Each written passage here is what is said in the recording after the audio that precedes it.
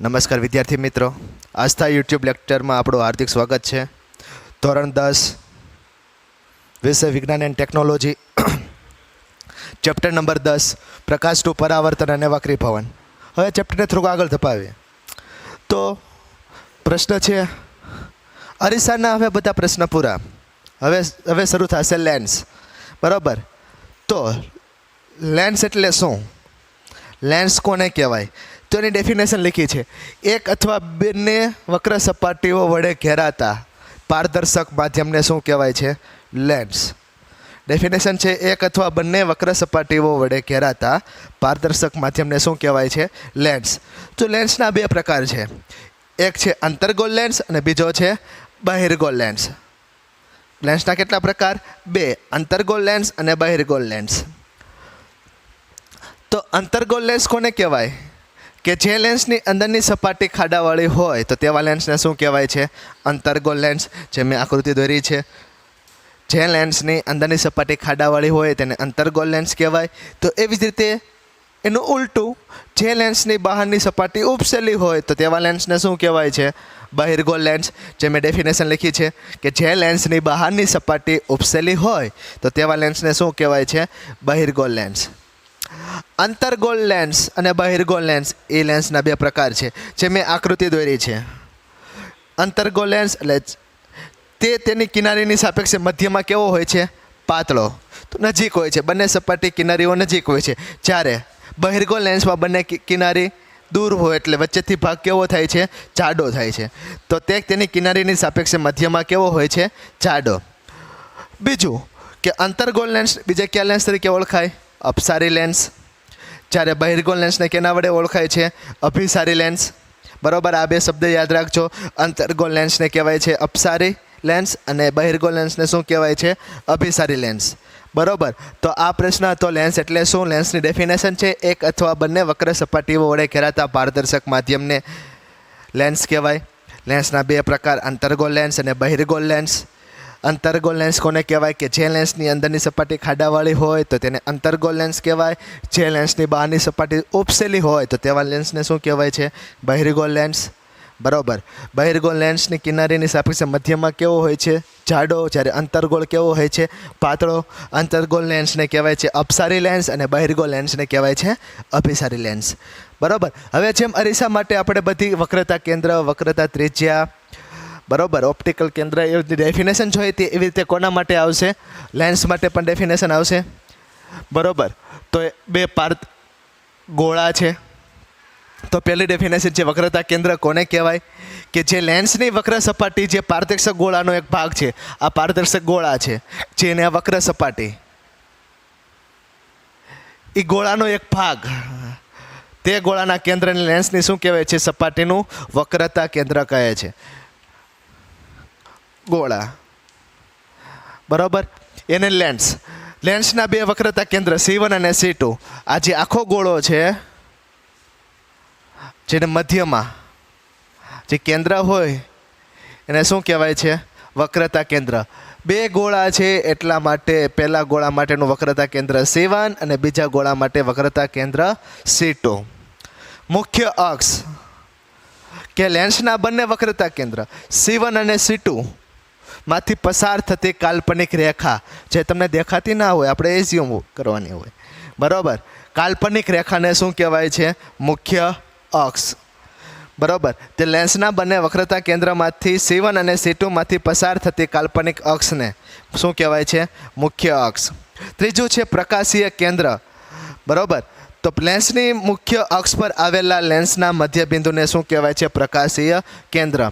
આ મુખ્ય અક્ષ, લેન્સ, એના મધ્યબિંદુમાં આવેલા, મુખ્ય અક્ષ પર લેન્સના મધ્યબિંદુ પર આવેલા જે લેન્સનું કેન્દ્ર, એને શું કહેવાય છે? પ્રકાશીય કેન્દ્ર. એને કેના વડે દર્શાવાય છે? O. ઓપ્ટિકલ સેન્ટર એટલે કેના વડે દર્શાવાય? O વડે. પછી છે લેન્સનું મુખ. વક્રાકાર લેન્સની વર્તુળાકાર કિનારીના અસરકારક વ્યાસને શું કહેવાય છે? લેન્સનું મુખ કહેવાય છે. પાંચમી ડેફિનેશન છે વક્રતા ત્રિજ્યા કોને કહેવાય? તો કે બહિર્ગોળ લેન્સની જે વક્ર સપાટી પારદર્શક ગોળાનો એક ભાગ હોય તે ગોળાની ત્રિજ્યાને લેન્સની વક્રતા ત્રિજ્યા કહેવાય છે. તો કે આ એક પારદર્શક ગોળો, તેનું વક્રતા કેન્દ્રથી પારદર્શક ગોળાની કિનારી સુધીનું જે અંતર છે એને શું કહેવાય છે? વક્રતા ત્રિજ્યા. બરોબર.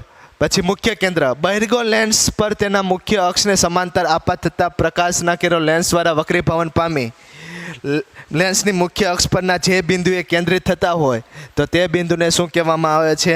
મુખ્ય કેન્દ્ર. ઇંગ્લિશમાં કહેવાય શું કહેવાય? Focal point. બરોબર.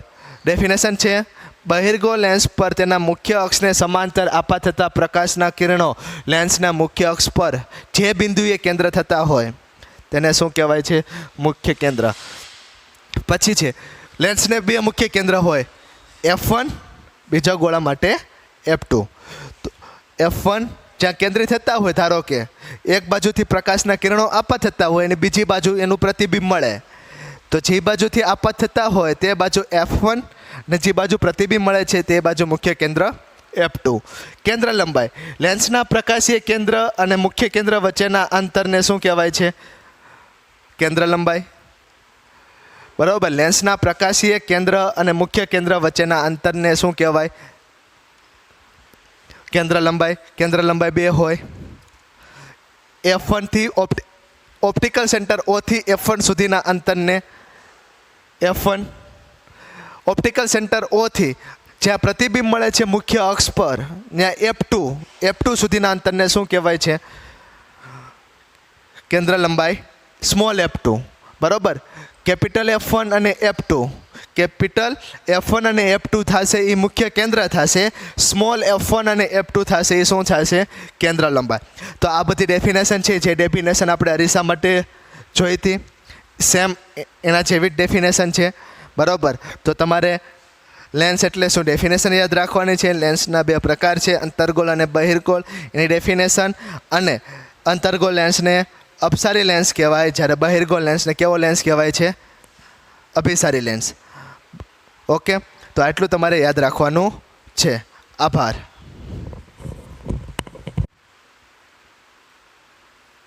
નમસ્કાર વિદ્યાર્થી મિત્રો, આસ્થા યુટ્યુબ લેક્ચરમાં આપણું હાર્દિક સ્વાગત છે. ધોરણ 10 વિષય વિજ્ઞાન એન્ડ ટેકનોલોજી, ચેપ્ટર નંબર 10 પ્રકાશનું પરાવર્તન અને વક્રીભવન. હવે ચેપ્ટરને થોડુંક આગળ ધપાવીએ તો પ્રશ્ન છે અરીસાના. હવે બધા પ્રશ્ન પૂરા. હવે શરૂ થશે લેન્સ. બરાબર. તો લેન્સ એટલે શું? લેન્સ કોને કહેવાય? તો એની ડેફિનેશન લીખી છે, એક અથવા બંને વક્ર સપાટીઓ વડે ઘેરાતા પારદર્શક માધ્યમને શું કહેવાય છે? લેન્સ. ડેફિનેશન છે એક અથવા બંને વક્ર સપાટીઓ વડે ઘેરાતા પારદર્શક માધ્યમને શું કહેવાય છે? લેન્સ. તો લેન્સના બે પ્રકાર છે, એક છે અંતર્ગોળ લેન્સ અને બીજો છે બહિર્ગોળ લેન્સ. લેન્સના કેટલા પ્રકાર? 2, અંતર્ગોળ લેન્સ અને બહિર્ગોળ લેન્સ. તો અંતર્ગોળ લેન્સ કોને કહેવાય? કે જે લેન્સની અંદરની સપાટી ખાડાવાળી હોય તો તેવા લેન્સને શું કહેવાય છે? અંતર્ગોળ લેન્સ. જે મેં આકૃતિ દોરી છે, જે લેન્સની અંદરની સપાટી ખાડાવાળી હોય તેને અંતર્ગોળ લેન્સ કહેવાય. તો એવી જ રીતે એનું ઉલટું, જે લેન્સની બહારની સપાટી ઉપસેલી હોય તો તેવા લેન્સને શું કહેવાય છે? બહિર્ગોળ લેન્સ. જે મેં ડેફિનેશન લીખી છે કે જે લેન્સની બહારની સપાટી ઉપસેલી હોય તો તેવા લેન્સને શું કહેવાય છે? બહિર્ગોળ લેન્સ. અંતર્ગોળ લેન્સ અને બહિર્ગોળ લેન્સ એ લેન્સના બે પ્રકાર છે, જે મેં આકૃતિ દોરી છે. અંતર્ગોળ લેન્સ એટલે તે તેની કિનારીની સાપેક્ષે મધ્યમાં કેવો હોય છે? પાતળો. તો નજીક હોય છે, બંને સપાટી કિનારીઓ નજીક હોય છે. જ્યારે બહિર્ગોળ લેન્સમાં બંને કિનારી દૂર હોય એટલે વચ્ચેથી ભાગ કેવો થાય છે? જાડો થાય છે. તો તે તેની કિનારીની સાપેક્ષે મધ્યમાં કેવો હોય છે? જાડો. બીજું કે અંતર્ગોળ લેન્સ બીજા કયા લેન્સ તરીકે ઓળખાય? અપસારી લેન્સ. જ્યારે બહિર્ગોળ લેન્સને કેના વડે ઓળખાય છે? અભિસારી લેન્સ. બરાબર. આ બે શબ્દ યાદ રાખજો. અંતર્ગોળ લેન્સને કહેવાય છે અપસારી લેન્સ અને બહિર્ગોળ લેન્સને શું કહેવાય છે? અભિસારી લેન્સ. બરાબર. તો આ પ્રશ્ન હતો લેન્સ એટલે શું. લેન્સની ડેફિનેશન છે એક અથવા બંને વક્ર સપાટીઓ વડે ઘેરાતા પારદર્શક માધ્યમને લેન્સ કહેવાય. લેન્સના બે પ્રકાર અંતર્ગોળ લેન્સ અને બહિર્ગોળ લેન્સ.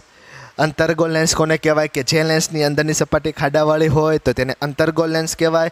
જે લેન્સની બહારની સપાટી ઉપસેલી હોય તો તેવા લેન્સને શું કહેવાય છે? બહિર્ગોળ લેન્સ. બરાબર. બહિર્ગોળ લેન્સની કિનારીની સાપેક્ષે મધ્યમાં કેવો હોય છે? જાડો. જ્યારે અંતર્ગોળ કેવો હોય છે? પાતળો. અંતર્ગોળ લેન્સને કહેવાય છે અપસારી લેન્સ અને બહિર્ગોળ લેન્સને કહેવાય છે અભિસારી લેન્સ. બરાબર. હવે જેમ અરીસા માટે આપણે બધી વક્રતા કેન્દ્ર, વક્રતા ત્રિજ્યા, બરાબર, ઓપ્ટિકલ કેન્દ્ર એ ડેફિનેશન જોઈએ તે એવી રીતે કોના માટે આવશે? લેન્સ માટે પણ ડેફિનેશન આવશે. બરાબર. તો બે ગોળા છે. તો પહેલી ડેફિનેશન છે વક્રતા કેન્દ્ર કોને કહેવાય? કે જે લેન્સની વક્ર સપાટી જે પારદર્શક ગોળાનો એક ભાગ છે. આ પારદર્શક ગોળા છે જેને આ વક્ર સપાટી, એ ગોળાનો એક ભાગ, તે ગોળાના કેન્દ્રની લેન્સની શું કહેવાય છે? સપાટીનું વક્રતા કેન્દ્ર કહે છે. ગોળા. બરાબર. એને લેન્સ. લેન્સના બે વક્રતા કેન્દ્ર C1 અને C2. આ જે આખો ગોળો છે જેને મધ્યમાં જે કેન્દ્ર હોય એને શું કહેવાય છે? વક્રતા કેન્દ્ર. બે ગોળા છે એટલા માટે પહેલા ગોળા માટેનું વક્રતા કેન્દ્ર C1 અને બીજા ગોળા માટે વક્રતા કેન્દ્ર C2. મુખ્ય અક્ષ કે લેન્સના બંને વક્રતા કેન્દ્ર C1 અને C2 માંથી પસાર થતી કાલ્પનિક રેખા જે તમને દેખાતી ના હોય, આપણે એઝ્યુમ કરવાની હોય. બરાબર. કાલ્પનિક રેખાને શું કહેવાય છે? મુખ્ય અક્ષ. બરાબર. તે લેન્સના બંને વક્રતા કેન્દ્રમાંથી C1 અને C2 માંથી પસાર થતી કાલ્પનિક અક્ષને શું કહેવાય છે? મુખ્ય અક્ષ. ત્રીજું છે પ્રકાશીય કેન્દ્ર. બરાબર. તો લેન્સની મુખ્ય અક્ષ પર આવેલા લેન્સના મધ્યબિંદુને શું કહેવાય છે? પ્રકાશીય કેન્દ્ર. આ મુખ્ય અક્ષ, લેન્સ એના મધ્યબિંદુમાં આવેલા, મુખ્ય અક્ષ પર લેન્સના મધ્યબિંદુ પર આવેલા જે લેન્સનું કેન્દ્ર એને શું કહેવાય છે? પ્રકાશીય કેન્દ્ર. એને કેના વડે દર્શાવાય છે? O. ઓપ્ટિકલ સેન્ટર એટલે કેના વડે દર્શાવાય? O વડે. પછી છે લેન્સનું મુખ. વક્રાકાર લેન્સની વર્તુળાકાર કિનારીના અસરકારક વ્યાસને શું કહેવાય છે? લેન્સનું મુખ કહેવાય છે. પાંચમી ડેફિનેશન છે વક્રતા ત્રિજ્યા કોને કહેવાય? તો કે બહિર્ગોળ લેન્સની જે વક્ર સપાટી પારદર્શક ગોળાનો એક ભાગ હોય તે ગોળાની ત્રિજ્યાને લેન્સની વક્રતા ત્રિજ્યા કહેવાય છે. તો કે આ એક પારદર્શક ગોળો, તેનું વક્રતા કેન્દ્રથી પારદર્શક ગોળાની કિનારી સુધીનું જે અંતર છે એને શું કહેવાય છે? વક્રતા ત્રિજ્યા. બરાબર. પછી મુખ્ય કેન્દ્ર. બહિર્ગોળ લેન્સ પર તેના મુખ્ય અક્ષને સમાંતર આપાત થતા પ્રકાશના કિરણો લેન્સ દ્વારા વક્રીભવન પામી લેન્સની મુખ્ય અક્ષ પરના જે બિંદુએ કેન્દ્રિત થતા હોય તો તે બિંદુને શું કહેવામાં આવે છે? મુખ્ય કેન્દ્ર. ઇંગ્લિશમાં કહેવાય શું કહેવાય? Focal point. બરાબર. ડેફિનેશન છે બહિર્ગોળ લેન્સ પર તેના મુખ્ય અક્ષને સમાંતર આપાત થતા પ્રકાશના કિરણો લેન્સના મુખ્ય અક્ષ પર જે બિંદુએ કેન્દ્ર થતા હોય તેને શું કહેવાય છે? મુખ્ય કેન્દ્ર. પછી છે લેન્સને બે મુખ્ય કેન્દ્ર હોય, F1, બીજા ગોળા માટે F2. F1 જ્યાં કેન્દ્રિત થતા હોય, ધારો કે એક બાજુથી પ્રકાશના કિરણો આપાત થતા હોય અને બીજી બાજુ એનું પ્રતિબિંબ મળે, તો જે બાજુથી આપાત થતા હોય તે બાજુ F1 અને જે બાજુ પ્રતિબિંબ મળે છે તે બાજુ મુખ્ય કેન્દ્ર F2. કેન્દ્ર લંબાઈ. લેન્સના પ્રકાશીય કેન્દ્ર અને મુખ્ય કેન્દ્ર વચ્ચેના અંતરને શું કહેવાય છે? કેન્દ્ર લંબાઈ. બરાબર. લેન્સના પ્રકાશીય કેન્દ્ર અને મુખ્ય કેન્દ્ર વચ્ચેના અંતરને શું કહેવાય? કેન્દ્ર લંબાઈ. કેન્દ્ર લંબાઈ બે હોય.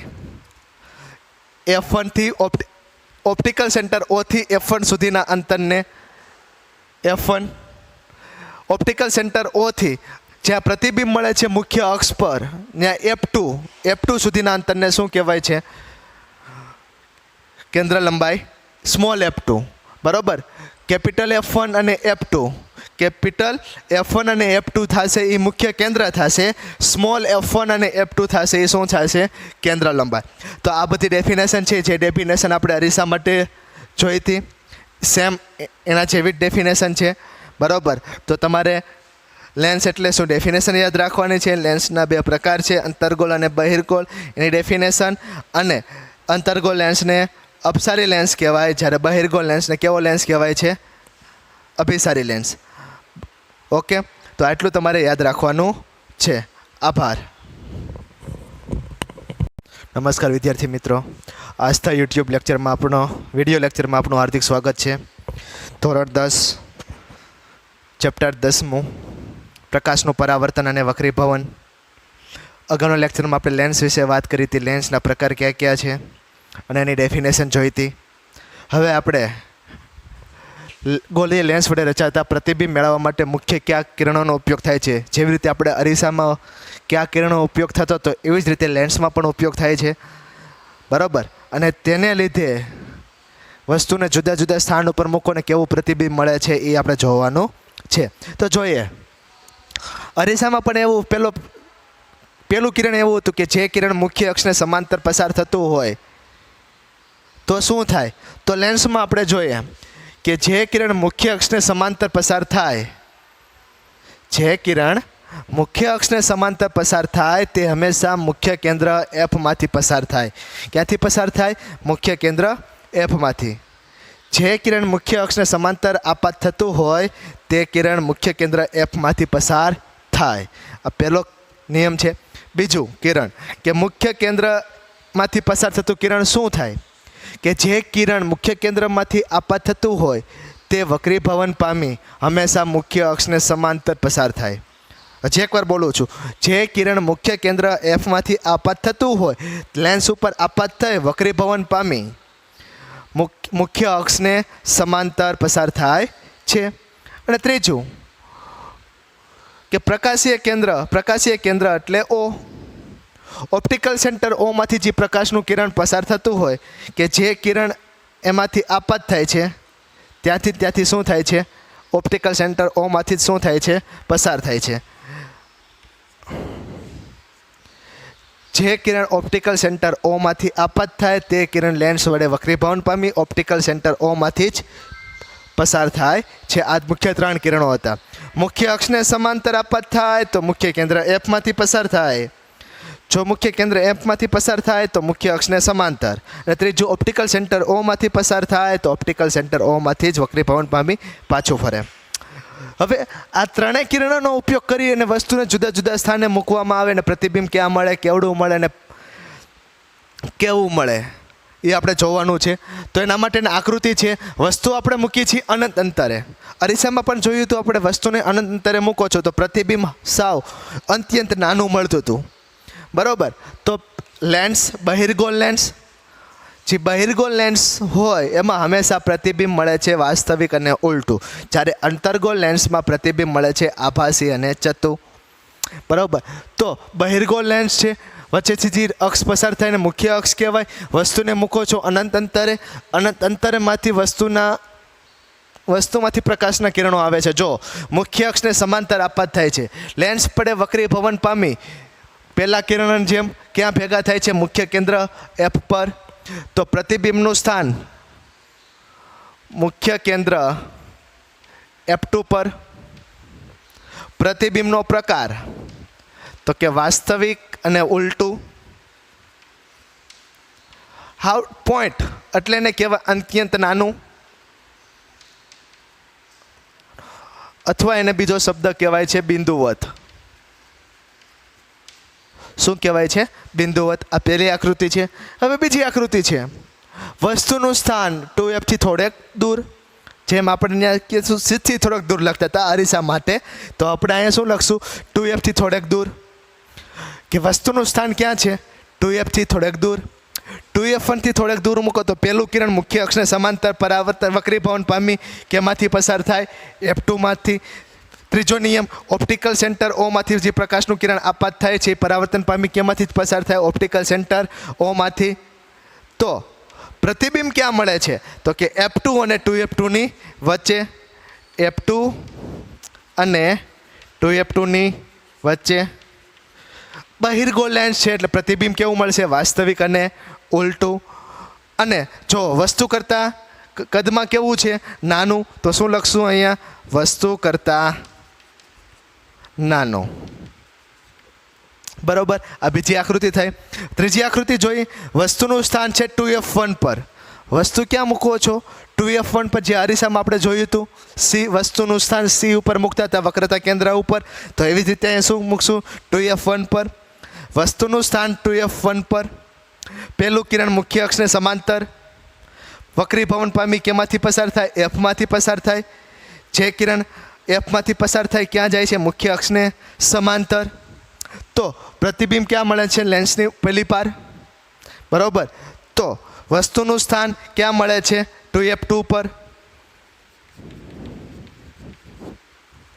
જેવડી વસ્તુનું કદ છે એવડી જ પ્રતિબિંબનું કદ મળે છે. તો અહીંયા શું લખશું? વસ્તુના કદ જેવડું. અને કેવું મળે છે? વાસ્તવિક અને ઉલટું છે. નીચેની તરફ એરો છે એટલે વાસ્તવિક અને ઉલટું. જે આપણે અરીસા માટે જોયું હતું કે સી ઉપર વસ્તુ મૂકો, વક્રતા કેન્દ્ર ઉપર મૂકો વસ્તુ, તો પ્રતિબિંબ પણ કેના ઉપર મળતું હતું? વક્રતા કેન્દ્ર ઉપર મળે. બરાબર. જેટલી વસ્તુની હાઇટ હતી, કદ હતું, એટલું જ પ્રતિબિંબનું કદ મળે. તો અહીંયા પણ એમ જ થશે. જેટલું વસ્તુનું કદ છે એટલું જ કોનું આવશે? પ્રતિબિંબનું. એટલે વસ્તુના કદ જેટલું પરિમાણ આપણને મળે છે. અને વાસ્તવિક અને ઉલટું પ્રતિબિંબ. ચોથું છે વસ્તુનું સ્થાન ક્યાં મૂક્યું છે? F1 અને 2F2ની વચ્ચે. જે અરીસા માટે આપણે જોયું હતું F અને Cની વચ્ચે. તો પહેલું કિરણ મુખ્ય અક્ષને સમાંતર, મુખ્ય અક્ષને સમાંતર આ પથ થાય, વક્રીભવન પામી કેમાંથી પસાર થાય? F2માંથી પસાર થાય. બરાબર. બીજું કિરણ ઓપ્ટિકલ સેન્ટર ઓમાંથી પસાર થાય અને ઓમાંથી વક્રીભવન પાછું ફરે. તો પ્રતિબિંબનું સ્થાન ક્યાં મળે છે?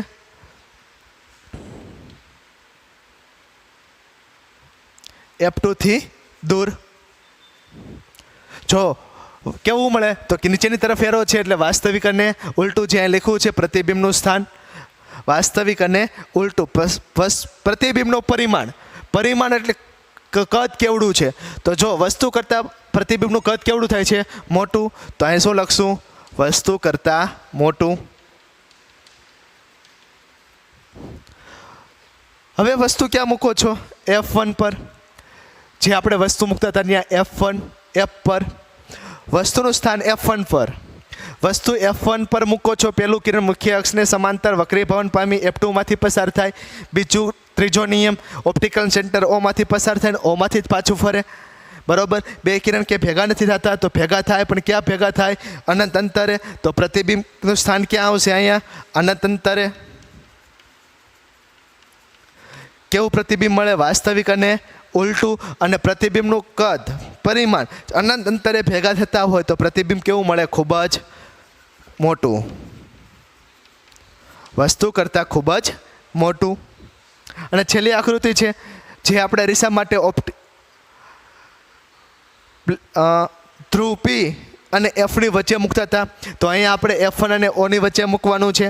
તો પ્રતિબિંબ વસ્તુ ક્યાં મૂકો છો? ઓપ્ટિકલ સેન્ટર O અને F1ની વચ્ચે. પહેલું કિરણ મુખ્ય અક્ષને સમાંતર વક્રીભવન પામી ક્યાંથી પસાર થાય? F2માંથી પસાર થાય. બીજું કિરણ ઓપ્ટિકલ સેન્ટર Oમાંથી પસાર થાય. ઓમાંથી જ પાછું પણ બે કે ભેગા થાય નહીં. તો પરિમાણ પાછળ તૂટક લાઈન વડે પાછળ ખેંચવા પડશે. પાછળની તરફ ખેંચો એટલે પ્રતિબિંબ ક્યાં મળે? વસ્તુની બાજુએ. વસ્તુની બાજુએ 2F1 થી થોડેક દૂર. થોડેક દૂર. જો અહીંયા વસ્તુનું પરિમાણ વસ્તુ કરતાં પ્રતિબિંબનું કદ કેવું છે? મોટું. તો પ્રસ્તુતનું પરિમાણ કેવું થશે? વસ્તુ કરતાં મોટું. અને ત્રીજું પ્રતિબિંબનો પ્રકાર. જો એરો કઈ તરફ છે? ઉપર તરફ. ઉપર તરફ હોય તો પ્રતિબિંબ કેવું મળે? આભાસી અને ચત્તુ. આભાસી અને ચત્તુ. તો આ વસ્તુને જુદા જુદા સ્થાને મૂકવાથી પ્રતિબિંબ ક્યાં ક્યાં મળે છે? જે અરીસા માટે મળતા હતા એવી જ રીતે લેન્સ માટે મળે છે. બરાબર. તો તમારે આ 3 કિરણોનો ઉપયોગ કરીને વસ્તુને જુદા જુદા સ્થાને મૂકવાથી જુદા જુદા પ્રતિબિંબ મળે છે તેમ જોવાના છે. આભાર.